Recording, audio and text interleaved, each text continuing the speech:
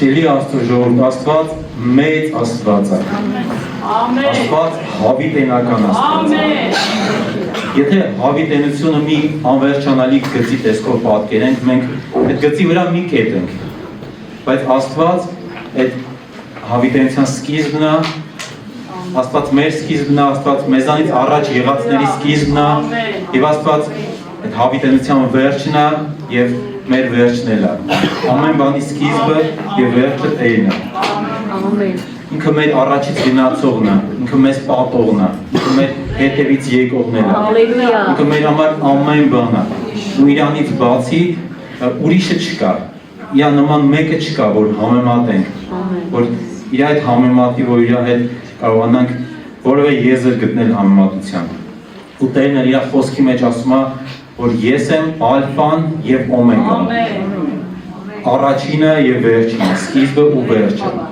Մենք այս խոսքի մեջ շատ բանկավոր կարող ենք հասկանալ։ Այս խոսքի մեջ այնքան ապահովություն կա, այս խոսքի մեջ այնքան ուրախություն կա, այս խոսքի մեջ վստահություն կա, քաջություն կա, որ գիտես, որ Աստված ալֆան եւ օմեգան է, ինքը ամենն է։ Իր մեջ քո ապահովությունն է, քո փրկությունն է, քո ապագան է, ու սա շատ հրաշալի է, երբ որ դու այս ամենը գիտակցում ես։ Աստված ամեն բանի սկիզբն է։ Եկեք մի փոքր խոսենք սկզբի մասին։ Եթե նկատել եք ամեն բանի սկիզբը, մենք շատ գեղեցիկ ենք սկսում։ Գեղեցիկ հագնված, գեղեցիկ տրամադրությամբ փորձում ենք լավ մեկնարկել մեր կարևոր գործերը։ Ինչքան գեղեցիկ ենք գրում նոր տետրի առաջին էջին, ինչքան զգուշությամբ ենք հագնում նոր հագուստը առաջին անգամ, նոր գիրքը, զգուշ ենք բացում էջերը, նոր հեռախոսը, սակայն ժողովող գիրքը մի հակասական խոսք է ասում, ժողովող 7-8 առաջին մասը, ասում է ամեն բանի վախճանը լավ է նրա սկզբից։ Գիտես, մենք այսօր եկել ենք այստեղ պատրաստված, թե արտաքնապես, թե հոգեպես, եկել ենք հանդիպելու Հիսուսին, շատ հրաշալի սկիզբ ունեցանք, փառաբանությամբ, երկրպագությամբ, դա լավ էր, բայց կարևոր է ընթացքը եւ առավել կարևոր է ավարտը։ Որովհետեւ մենք եկել ենք սպասումով Տիրոջը հանդիպելու, ու ինչքան ճիշտ կլինի, լավ կլինի, որ մենք ավարտին Տիրոջով լցված հայտնություններով լցված, հոգով զորացած գնանք այստեղից, որպեսզի տրամաբանություն լինի, սկիզբը եւ ավարտը իրար հետ կապված լինեն։ Այդպես է, չէ՞, ցանկացած գործի սկիզբ եւ ավարտ պետք է իրար հետ կապված լինի։ Մենք հոգեվոր երկիրով սկսեցինք, չենք կարա, չէ՞, վերջում աշխարհիկ, չէ՞, այլ թեմաներով երկեր երկենք, բարենք գնանք տուն։ Չէ, մենք եկել ենք Աստծուն պաշտելու, սա պաշտամունք է եւ սկզբից մինչեւ վերջ այս ժամը պետք է Աստծուն փառավորի։ Որպեսզի ճիշտ լինի ամեն բան։ Սա Աստծո ժամն է, Աստծուն փառավորելու ժամը, մենք պիտի սկսենք նրան փառավորելով, ավարտենք նրան փառավորելով։ Եթե եկել ես Աստծուն հանդիպելու փափագով, ճիշտ լինի, որ վերջում Աստծուն հանդիպած ես։ Ամեն։ Հիշում ես քո սկիզբը Աստծո մեջ, այն առաջին սիրո անմոռաց ուրախությունը, այն խանդավառությունը, ինչքան էիր մտածում քո փրկության մասին, ավետարանի Աստծո խոսքի մասին, ապագայի մասին, երկնքի մասին, արդյոք շարունակում ես մտածել քո փրկության մասին, այնպես ինչպես այն ժամանակ, արդյոք շարունակում ես փափագով կարդալ խոսքը, լսել Աստծո խոսքը, աղոթել, ինչպես այն ժամանակ։ Մի երգ կա, այս հատվածն է իմ մեջ տպավորվել, ասում է հին ընկեր իմ անգին ընկեր, արդյոք նույնն ես մնացել։ Արդյոք նույնն ես մնացել այն ժամանակից, երբ որ Տերը կպավ քո սրտին։ Երբ որ այսպես ասած զարգացանք, շատ բան սովորեցինք, հասկացանք, արդյոք չմոռացանք սկիզբը։ Առաջ են գնում, շատ բաներ ենք սովորում արդեն, ոմանցից ավելի շատ բան ենք իմանում, ոմանց առաջնորդ ենք դառնում, բայց շատ կարևոր է հիշել այն հիմքեր, այն սկիզբը, որ Աստված դրել էր մեր կյանքի համար։ Թե ժամանակի ընթացքում դառնում ենք այնքան կուշտ եւ զբաղված, որ աղոթքի եւ Աստծո խոսքի տեղը այլ բաներ են զբաղեցնում։ Խնդիր է, չէ՞, զբաղված լինելը։ Խնդիր է ապահոված ամեն բան ունես եւ ոչ մի բանի մասին չես մտածում, սա արդեն վտանգ է առաջացնում, որ հնարավոր է ինչ-որ բան փոխարինես։ Այսպիսի փոփոխությունների ենթարկվել Գաղատացիների եկեղեցին։ Հիշում են Գաղատացիների 3-րդ գլուխ, եկեք 1-ից 3 համարները ընթերցենք։ Գաղատացիների 3 Ով անմիտ գաղատացիներ, ով կախարդեց ձեզ, որ ճշմարտությանը չհնազանդեք, որոնց համար աչքերի առաջին նկարագրվեցավ Հիսուս Քրիստոսը խաչված ձեր մեջ։ Այս միայն կամենում եմ սովորել ձեզանից, օրենքի գործերից ընդունեցիք հոգին, թե հավատքի լսելուց։ Այդքան անմիտ եք, ովքով սկսեցիք եւ հիմա մարմնով եք վերջացնում։ Այս հատվածի մեջ 3 անգամ անմիտ բառն է գործածում։ Ուզում եմ ասի, այն միտքը, այն որ կապել էր Հիսուսին, այն որ առաջի անգամ մտել էր սրտիդ մեջ, ուրախացել էր, ուր այդ միտքը։ Այդ միտքը կորել է, անմիտ ես դառել։ Ուր է այն միտքը, որ Քրիստոսով զորացել էր, Քրիստոսով զինվորվել էր։ Եթե սկզբնական ունկին հոգ չտանենք, նրա ընթացքի ժամանակ ավարտին չի հասնի։ Եվ եթե ավարտին չհասնի, ոչ մի իմաստ չի լինի։ Եթե ուրախանանք, որ ծառ ենք ընկել, գործ ենք սկսել, բայց ավարտին չհասնենք, ոչ մի ուրախանալու բան չի լինի ավարտին։ Եբրայեցիների թուղթ 3-րդ գլուխ 13-14 խոսքերը։ Այլ իրար հորդորեցեք ամեն մեկ օր, քանի որ այսօր է ասվում, որ ձեզանից մեկը չխստանա մեղքի խաբեություն։ Ամեն օր մեղքը խաբելով մարդուն փորձում է խստացնի, այլ խոսքով ասած բթացնի եւ մոռացնել տա այն առաջին հույսը, որով սկսել էինք։ Դրա համար ասում եմ ամեն օր իրար հորդորեք։ Այստեղ է եկեղեցու եւ եղբայրության կարեւորությունը։ Եվ պիտի մենք չմոռանանք մեր հաղորդակցության մեջ իրար հորդորել, իրար հիշեցնել, իրար մղել դեպի այս միտքը, որ չհեռանանք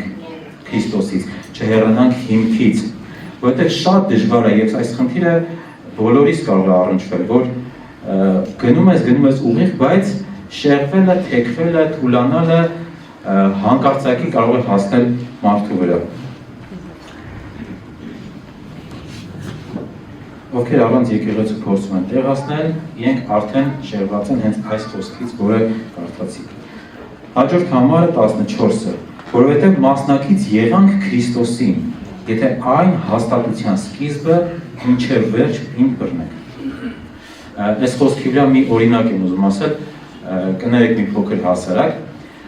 մշակաբույսեր կան, օրինակ լոլիկը, վարունգը, լոբին, եթե առնչվել եք, իրենք երբ որ աճում է թուփը, կողքը պետքա փայտից կամ ինչ-որ մի ձող մտցնես հողի մեջ, որ մեծանալով փաթաթվի այդ ձողի։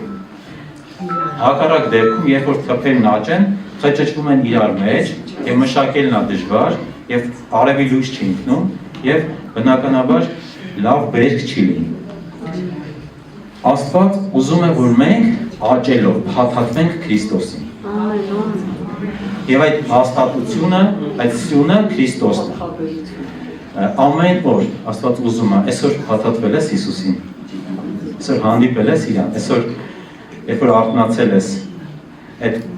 հիմքի վրա, այդ հաստատության վրա փաթաթվել ես արդյոք։ Ուզում եմ մի տարբերակ ևս դիտարկենք, գուցե մարդիկ լինեն, որ իրանց սկիզբը հատուկ խանդավառությամբ չի եղել, այսինքն եկեղեցում են եղել ինչ-որ մեկի միջոցով, ինչ-որ հանգամանքներից ելնելով, բայց ժամանակի ընթացքում աճել են, լսել են, սովորել են, սրբվել են եւ այդ առաջի հանդիպման սկիզբը կարծես իրանց կյանքերում չի եղել, հիմնականում այն մարդիկ են, ովքեր որ եկեղեցում են ծնվել եւ այլն, բայց կարեւոր է որ քո այսօրվա օրը համեմատես սկզբի հետ, ոչ թե քո սկզբի հետ, այլ նրա հետ, որ սկզբից էր, որ սկիզբն էր, Հիսուս Քրիստոսը։ Երբ որ մենք համեմատում ենք Հիսուսի հետ, տեսնենք արդյոք ես որ ապրում եմ այսօր, ծառայում եմ այսօր, լավ ամեն բան, դա համապատասխանում է Հիսուս Քրիստոսի կյանքին եւ նրա թողած օրինակին։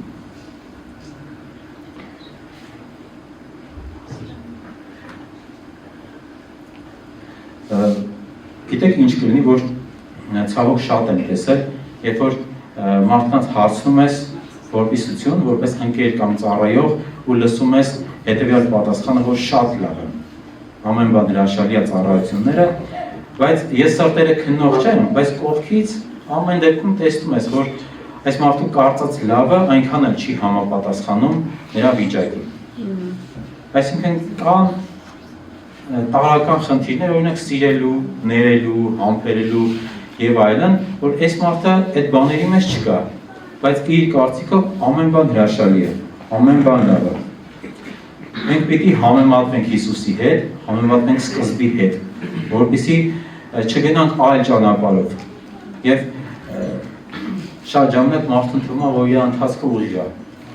ինքը ուղիղ է գնում, բայց իրական ուղղությունը Հիսուս Քրիստոսն է, որ պետք է մտնենք իր շարժի մեջ, իր ուղղության մեջ։ Տարբեր չափանիշներ կան աշխարհում, ստանդարտներ կան, չէ՞։ Օրինակ եվրոպական երկրների ստանդարտը ռուսականից տարբեր է։ Ապրանքներ կան, որ փաթեթավորումը կամ օրենքները տարբեր են, չես կարող օրինակ Ամերիկայի օրենքներով Ասիայում շարժվել, չի համապատասխանի։ Աստված ունի իր օրենքները, իր չափանիշները, իր ստանդարտները։ Չենք կարող նոր օրենքներ մտցնել, նոր մեր ցանկությամբ, նոր սահմանադրություն, նոր կարգ որոշել եւ այդ կարգով շարժվել։ Եթե Աստծո տան մեջ ենք, մենք պիտի Աստծո կարգով, Աստծո չափանիշներով եւ ստանդարտներով շարժվենք։ Մատթեոսի ավետարանի մեջ 19-րդ գլխում հիշում եք հայտնի մի հատված կա, երբ որ փարիսեցիները գալիս են Հիսուսի մոտ փորձելու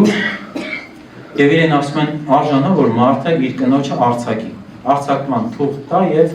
ինչպես Մովսեսը պատվիրեց։ Ու Մատթեոս 19:8 խոսքն եմ ուզում կարդամ։ Հիսուսը նրանց ասաց. Մովսեսը ձեր քարասրտության պատճառով թույլ տվեց ձեզ ձեր կանանց արձակել, բայց սկզբում այդպես չի եղել։ Սկզբում այդպես չէր։ Փարիսեցիները մեջ բերեցին Մովսեսի ժամանակվա օրենքը, բայց Մովսեսը չէր սկիզբը։ Մովսեսը պարզապես ինչ-որ ժամանակ օրենք մտցրեց, որպեսզի այդ քարասիրտ մարդկանց համար կարգավորում լինի։ Ինչ-որ ձևով, որ իրենց այդ հարցերին լուծում տա, բայց սկիզբը Եդեմի պարտեզն էր։ Երբ որ Աստված կարգ հաստատեց եւ ասաց, որ այն որ Աստված միավորում է մարդը, թող չբաժանի։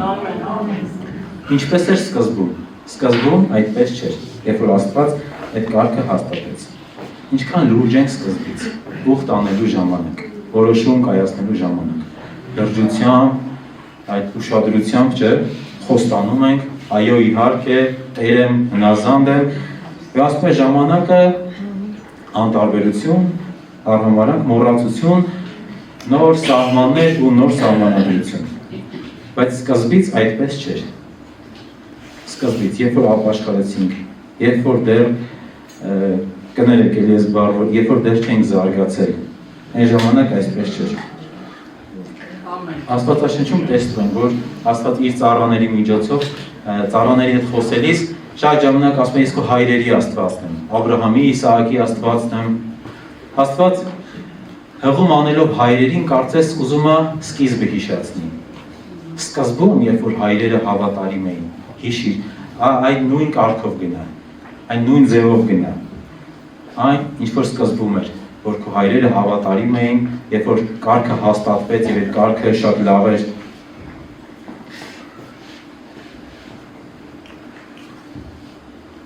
Հարգաստուն, ուզում եմ մեր այս գիծը ընթացքը, որով գնում ենք, 3 մասի բաժանել եւ անուններ տալ։ Առաջին մասին, որը սկիզբն է, ուզում եմ անվանել հույս։ Երկրորդ մասին հավատ եւ երրորդ մասին սեր։ Գիտենք, հույս, հավատ եւ սեր։ Բայց թույլ տվեք մի բան էլ ավելացնեմ, ոչ թե ինձանից, այլ Աստծո խոսքի համաձայն։ Երկրորդ Հովհաննես, առաջի գլուխ 6-րդ համարը կկարդանք։ Եվ սա է սերը, որ նրա պատվիրանների համեմատ գնանք։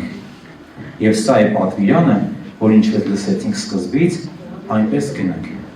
Ուզում եմ ավելացնենք պատվիրանը, հույս, հավատ, սեր։ Եթե մի քիչ կլորացնենք, այս երկու ծայրերը միացնենք իրար պատվիրանը։ Սկզբից լսեցիր, հուսացիր, հավատացիր, սիրեցիր։ Եթե սիրում ես, սերը ստիպում է քեզ, որ պատվիրանը կատարես եւ գնաս հիմքին։ Ու այս շրջանը հույս, հավատ, սեր։ Պետք է միշտ մեզ առաջնորդի։ Սրա մեջ մնանք, եթե սիրում ենք, խոսնասում է, չէ՞, սերը Աստծո սերը ստիպում է մեզ։ Աստծո սերը ստիպի մեզ, որ պատվիրանը կատարենք։ Պատվիրանը կատարելով հիշենք այն հույսը, այն որ որոշեցինք անխախտ պահել, այդ հույսը նորից հավատքով լցվենք եւ մեր սերը ավելանա։ Այս շրջապտույտը շատ կարեւոր է եւ սրա մեջ մնալով մենք դուրս չենք գա մեր սահմաններից, դուրս չենք գա Աստծո ներկայությունից, այն տարածքից, որ Աստված սահմանել է մեր համար։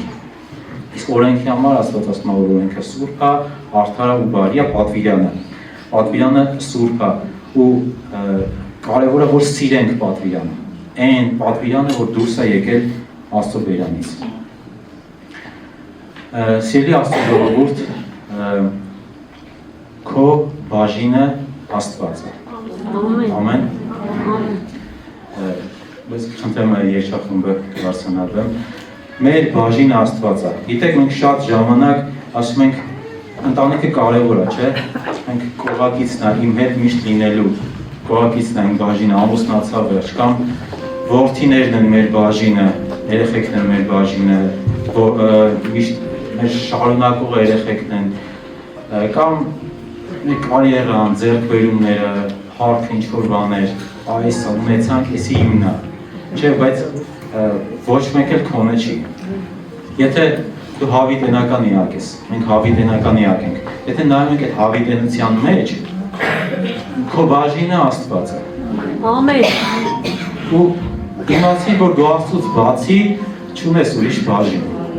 ուրիշ մեկին չունես։ Չգիտեմ, ինչ ծրագրեր կան, ինչ գործեր կան, այս կետի մեջ վերջանալու է։ Բայց հավիտենության մեջ քո բաժինը Տերն է, Աստծո գառը, որ խաչվեց։ Ու արժի, որ ապրենք իր համար։ Արժի, որ իրան տանք մեր ամբողջ կյանքը, մեր ամբողջ նվիրում, եկեք կանգնենք ոտքի, թող Աստված փառավորվի մեր ամբողջ ընթացքի մեջ, սկզբից մինչև վերջ։